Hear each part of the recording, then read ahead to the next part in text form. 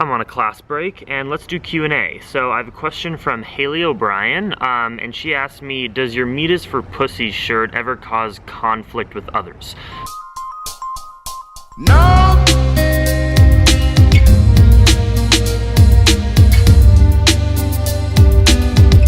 Good morning, everyone. Today is the second to last day of the class of this block, and then it's block break. I have a test tomorrow.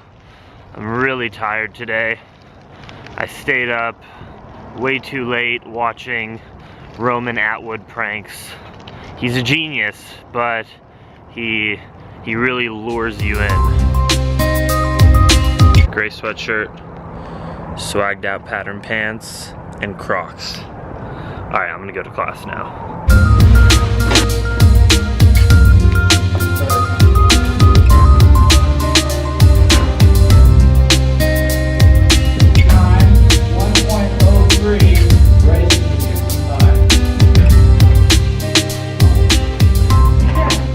Just got out of class. That means that was the last lesson of the block. We just have a test tomorrow and then I am home free. I think I'm gonna go make some pots before studying for a bit longer, and then today is my bi-weekly jog that I'm gonna do with Mary and Lauren.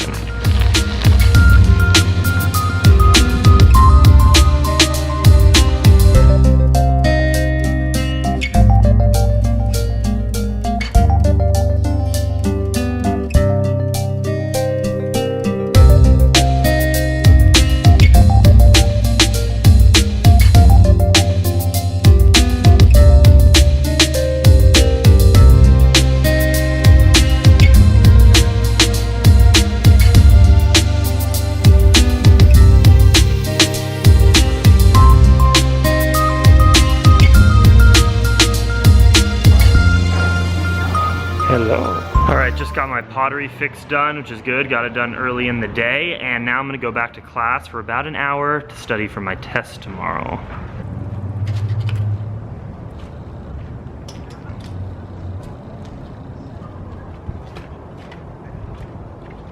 Here we go.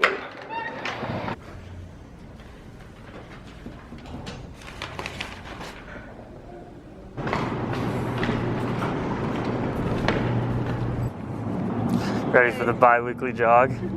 We're ready. All right.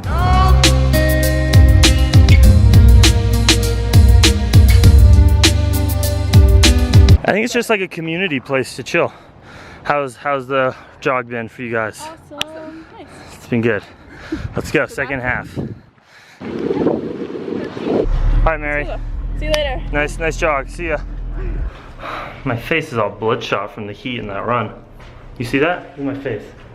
All red and bloodshot. Mine too. All right, we're going now to the registrar's office to potentially sign up for, like, what's it called? Food justice. History and environmental science or something? Class. That maybe I'll switch my next block class to take that because it sounds pretty cool. All right, so one minor complication. I saw that this food class is a 200 level class, but I don't know, it may need to be a 300 level class to count because I'm a senior. So I'm gonna go over to the environmental science department and check. Yes, turns out I can totally take that class. So I am running to go sign up for it. Oh my God, that means I'm gonna be taking, I really don't need to be running right now. That means I'm gonna be taking a class about food and the environment with my vegan friend Lauren. We are literally going to, in the most peaceful and best way, burn the house down. At least Colorado College speaks the truth about some things. Okay, so not only did I sign up for that food class, but I also signed up for a class second semester, like seminar in Buddhist philosophy, because I took Intro to Buddhism first block. But in order for me to take it, I have to make an argument to my environmental science department that it somehow connects with my focus in environmental policy making and science. So if you guys have any ideas of how I could forge that argument, please leave them in the comments below because I'm gonna need something good. It is an absolutely incredible, beautiful day. and let's do Q&A. So I have a question from Haley O'Brien, and she asked me, does your Meat is for Pussies shirt ever cause conflict with others? So probably if you see my vlogs, I wear this shirt, which is the title of a book written by John Joseph that just says Meat is for Pussies. And that could mean a bunch of different things. It's obviously sort of a silly pun play on words because it could mean so many things, but I wear that shirt for a specific reason, and I understand that some people will take conflict in that because some people think using that kind of language is sexist and maybe taking down the feminist movement in order to promote your own vegan agenda. But the reason that I support it and wear that shirt is I know the backstory about the author and why he titled the book that. He's probably the most interesting vegan advocate that I know of. John Joseph, you gotta check him out. He, just to give you a little synopsis, but you should do your own research, he grew up in New York City without a family in foster care. He had to go to the military in order to prevent going to jail. He went to prison multiple times, grew up as a drug addict, alcoholic, just going straight down in life, was sort of saved by this vegan punk band called the Bad Brains, and pretty much went vegan 30 years ago, completely switched over his life, became a devoted yogi and sort of a Hare Krishna practitioner, and is just a peace and compassionate vegan advocate. He's also the lead singer of the Cro-Mags, the really famous cult punk band. So he's pretty much the most interesting vegan ever, and he wrote this book in order to connect with men predominantly who would never read a book called Revitalize Green Juice Cleanse, you know, vegan makeover, and he was like, what I care about is being compassionate to animals and eating healthy, so I'm gonna write a book in order to tap into a new audience,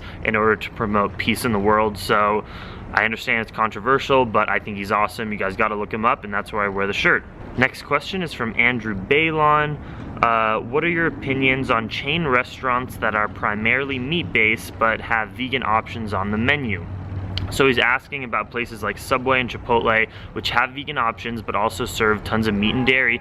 Do I support those kind of businesses, or do I like to only eat at vegan restaurants? It's an awesome question, and I actually have a very firm stance on it. I think if you're interested in transitioning more people to vegan, to get restaurants to provide more vegan options, and you want to actually make change in the world, you should be eating vegan food at non-vegan restaurants, because eating vegan food at vegan restaurants is sort of preaching to the choir. When we go to places like Chipotle and Subway and as a customer demand a vegan option, that tells them we're gonna make more of this stuff and less of the meat and dairy. So absolutely, I believe in eating vegan food at non-vegan restaurants, and you should do it too. Last question is from Frederick Soberg. I have a question that I want to ask you, since you are probably the vegan I watch most on YouTube. Thank you, Frederick.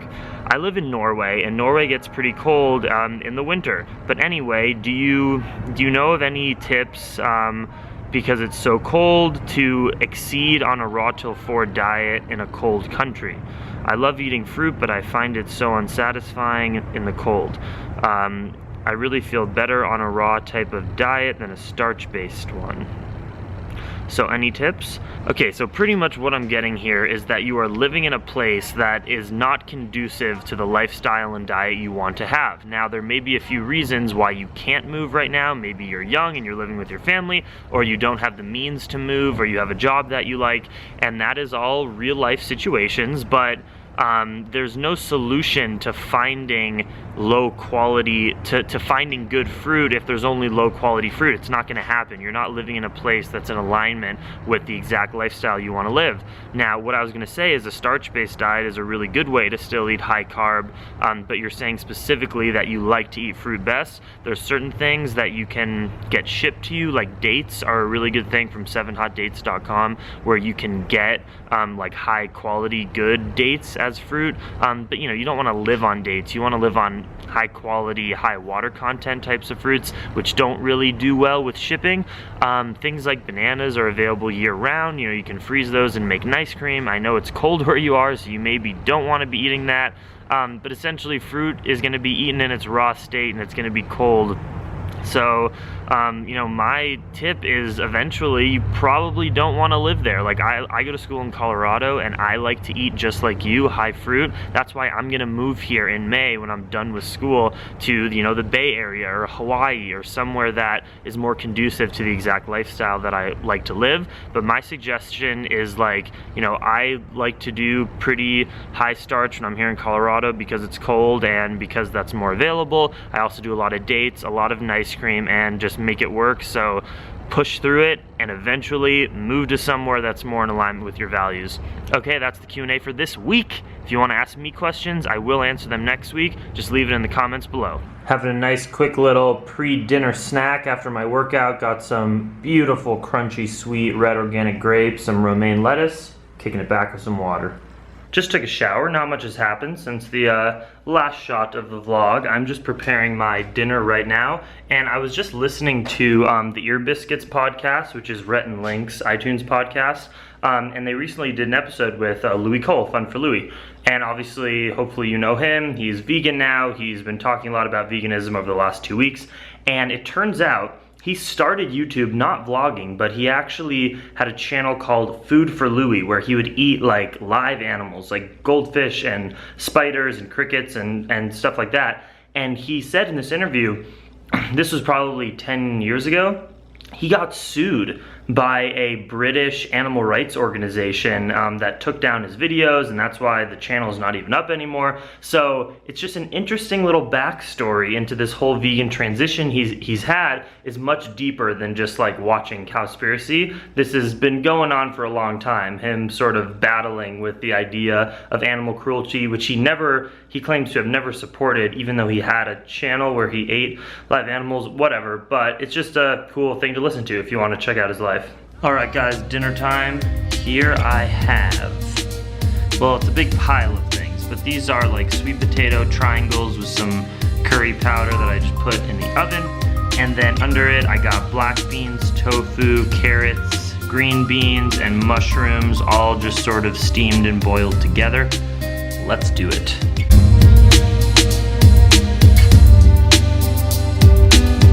I get so tired at night because I'm just like wanting to go to bed early, and I did so much during the day, but I have to do a little bit of studying.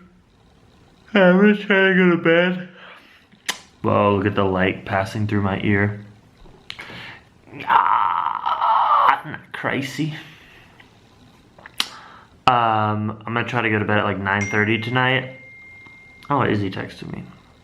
To get a good rest for my test tomorrow. Last day of the block. It's always the best to end a block and just have 5 days of like absolute bliss. And now I'm so stoked to take that third block class. It's gonna be so awesome.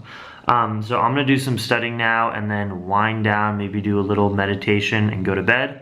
Everybody, thank you so much for sending me love and commenting, and I honestly can't tell you enough just how happy I am right now in terms of my social media presence. And I know that may sound weird and egotistical, but I get texts and emails and Facebook messages from strangers, from kids who went to my elementary school, who are saying, hey, I see you on social media, you're super inspiring, you've gotten me to sort of change my diet, and asking me questions. And I manifested this idea that I wanted to try to reach people and help people as much as I can from my experiences that I know as truths for me, in hopes that other people can maybe take one or two of those things for them.